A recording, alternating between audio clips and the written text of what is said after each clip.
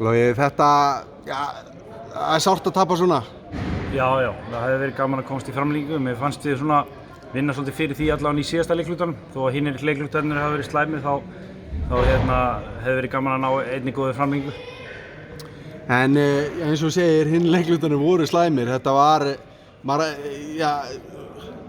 við sem vorum að horfa höfum ekkert svakalega miklu að trúa á þessu, en þetta var svakalegt comeback í fjórða.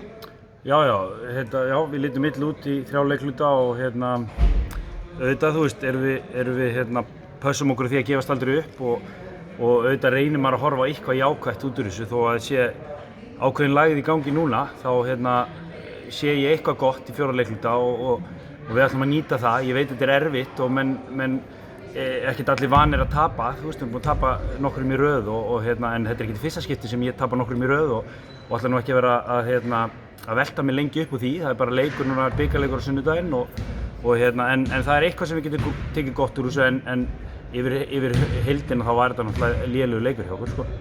En eins og þú segir, sko, nokkrir tapleikir í röð, 4 tapleikir í röð en nóvember var bara, fyrsti dagur nóvembers, tímabilið er ungt og nóg eftir til þess að laga það sem þarf að laga.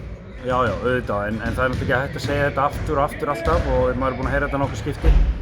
En það verður náttúrulega ekkert að snúa við blaðinu og mér fannst við eiga séns á því í kvöld í loka skotunum og vel gert hjá Tomsik að klára þetta með 2 menn í sér og þannig að þú veist, stundum verður maður bara að taka því þegar lið klárar mann svoleiðis og getur svo sem sjálfum okkur kennt að það hafi ekki byrjað fyrr. Ég held að það sé svona ekkert meira hægt að segja um það. Takk fyrir þetta, Logi, og gangi ykkur vel. Ok, takk.